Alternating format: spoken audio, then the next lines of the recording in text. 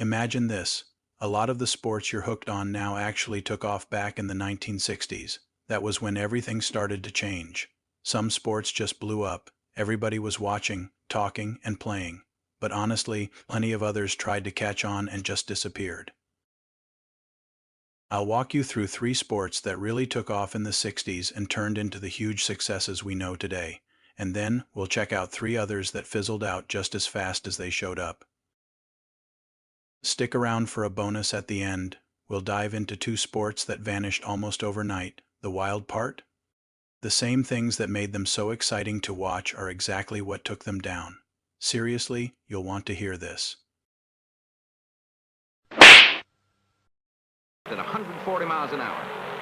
Things like that make a race driver old before his... People fell in love with auto racing almost as soon as cars appeared on the roads in the early 1900s.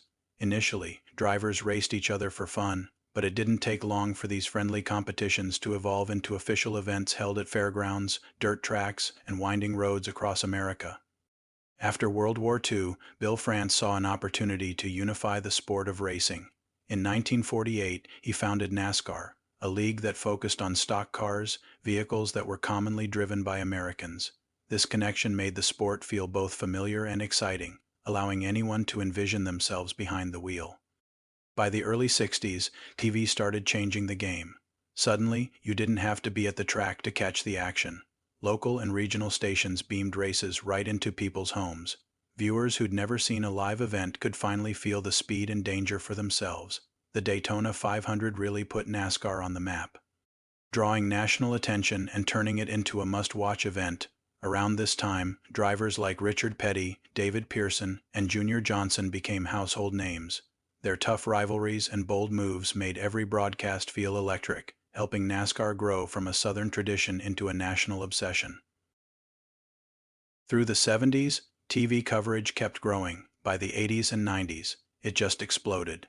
Suddenly, NASCAR was one of the world's most watched motorsports, with stars like Dale Earnhardt and Jeff Gordon leading the way.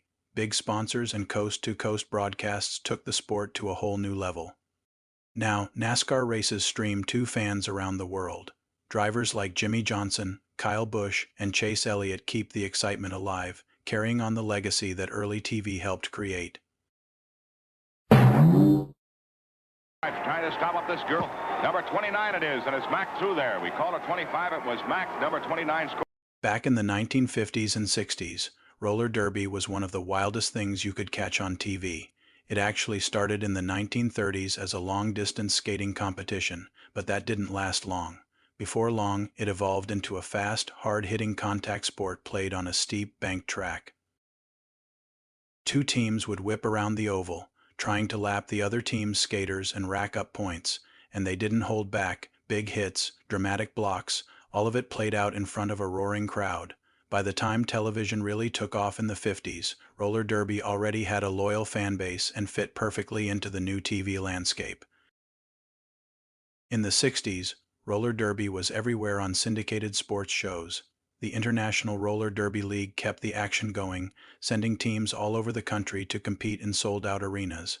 Some teams, like the San Francisco Bay Bombers and the Los Angeles Thunderbirds, became legends. The sport wasn't just about the skating, either. Personalities like Joan Weston and Charlie O'Connell brought real drama and rivalry to the track, and people tuned in week after week just to see what would happen next. It was that wild mix of real competition and pure showmanship that made roller derby such a blast to watch. But things changed in the early 70s. Money problems and shrinking TV deals hit hard, and the big leagues folded. Without regular national broadcasts, roller derby slipped out of the spotlight almost overnight. These days, amateur leagues have brought the sport back in a different way, but that electric televised roller derby from the 60s is mostly just a memory.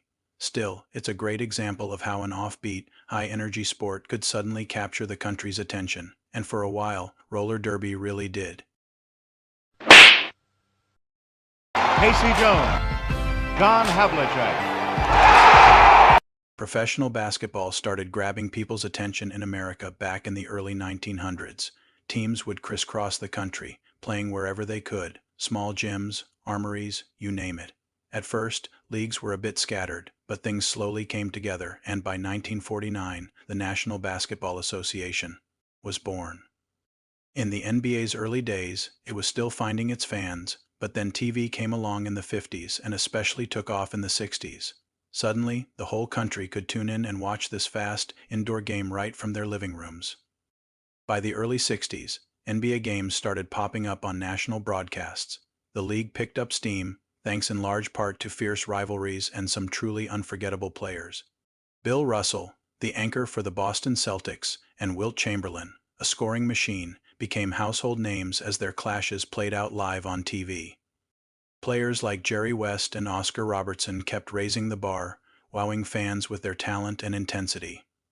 Then in 1967, the American Basketball Association showed up and shook things up even more. The ABA went for a flashier style, think wild slam dunks, and for the first time, the three-point shot. Julia's serving soared above the rim and brought fans to their feet.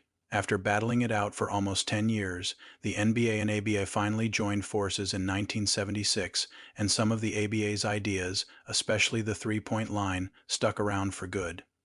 Now, the NBA stands as one of the biggest sports leagues on the planet. Games reach fans everywhere, and millions follow every twist and turn. Today's stars, LeBron James, Steph Curry, Kevin Durant, are still building on the foundation laid by those larger-than-life players from the early days of televised basketball. 27,000 fans see a hard contested event. In the drive for the finish, it's Bye-Bye Bird and Caduceus battling. Back in the early days of TV, harness racing was huge in the United States.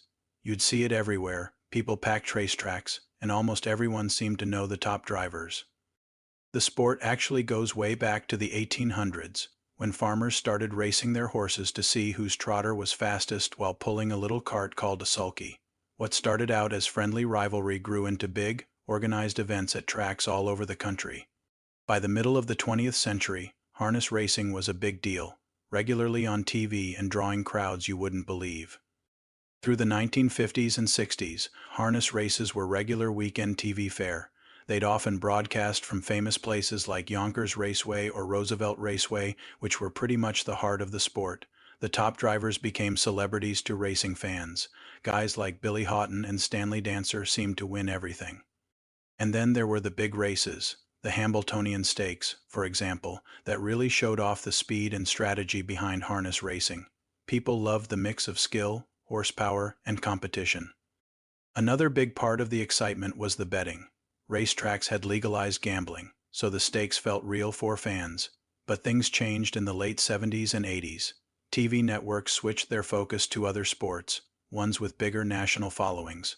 Harness racing slowly slipped off primetime TV and out of the mainstream spotlight. The sport's still around, with its own tracks and a loyal core of fans, but it's not on major broadcasts anymore. What used to be a regular sight on TV in the 60s is now more of a niche thing, kept alive mostly by dedicated enthusiasts and people deep in the racing world. Both wrestlers in excellent condition, and Professional wrestling goes way back, think late 1800s, when strongmen and tough guys traveled with carnivals, putting on wild matches to wow the crowds. Fast forward to the early 1900s, and wrestling had already grabbed the spotlight in big arenas across America.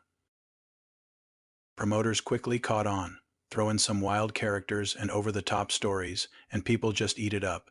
In 1948, several local wrestling groups joined forces to form the National Wrestling Alliance, which brought order to the chaos and made it easier to crown champions everyone could agree on. Then came television, and everything exploded. By the late 50s, and especially into the 60s, wrestling was showing up on TV screens all over the country. Families tuned in every week to watch the drama unfold right in their living rooms. Guys like Gorgeous George strutted into the spotlight, showing everyone how much fun it could be to play the villain, or just to be larger than life. And then there was Bruno Sammartino. In the 60s, he was the man, dominating as the champ for the Worldwide Wrestling Federation, what we call WWE now, when Sammartino wrestled. Places like Madison Square Garden always packed out. It proved just how much people loved this stuff. Fans also cheered, or booed, Icons like Bobo Brazil and the Crusher. Their intense rivalries kept everyone tuning in, week after week. Wrestling shows didn't cost much to make. They were full of action, and honestly, they were perfect for TV in those early days. Now, wrestling's a global phenomenon. Superstars like John Cena, Roman Reigns, and The Rock entertain massive crowds all over the world. The spectacle, the stories, the larger-than-life personalities, it all traces back to those early TV shows and the unforgettable champions who started it all.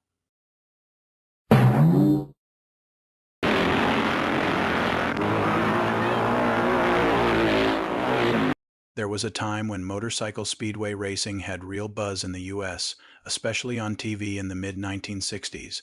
The sport kicked off back in the 1920s, when riders started tearing around short, dirt oval tracks on bikes built just for speedway. No brakes at all.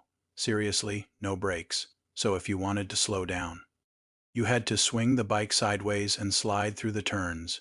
People called it broad sliding, and it looked wild. Crowds loved it, whether they were at the track or catching it on TV. By the late 50s and through the 60s, speedway racing picked up a solid fan base, mostly out west in places like California. Races happened at stadiums and county fairgrounds, packed with fans waiting to see riders face off in short, intense heats. Promoters even managed to get some races on TV, showing off just how fast and dangerous the whole thing was.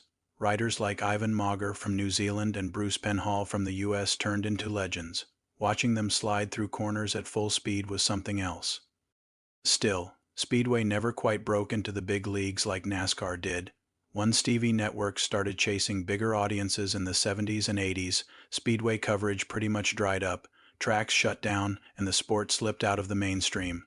These days, motorcycle speedway is still huge in places like the UK, Poland, and Australia. Big crowds, big championships. But in the US, the days of watching bikes drift sideways on national TV are mostly gone.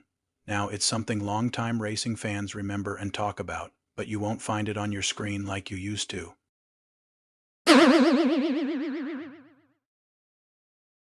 Figure 8 racing was pretty much exactly what it sounds like. Drivers tore around a track shaped like a giant 8, so every lap meant shooting through a crossroads in the middle, barely missing each other, or sometimes not missing at all. It wasn't like your regular oval race. Every few seconds, there was this wild tension, everyone holding their breath to see if the cars would make it through the intersection or end up in a wreck. Demolition Derby took that chaos and cranked it up even further. Forget racing. The whole point was to smash your car into everyone else's until only one battered, smoking heap could still crawl across the dirt.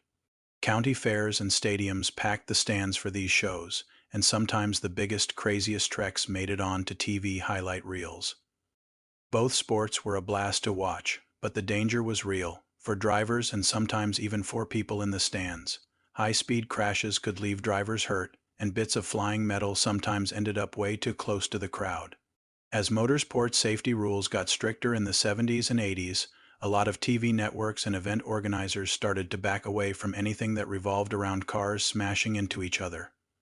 So that's how TV in the 1960s shook up the sports world. Suddenly, what used to be a small-town event became the whole country's obsession. Some sports took off and never looked back. Others had their moment, then quietly disappeared. Which one caught you off guard? Let us know in the comments. We're actually curious to hear your thoughts. If you like this trip down memory lane, go ahead and subscribe and turn on notifications so you catch our next countdown of classic sports moments.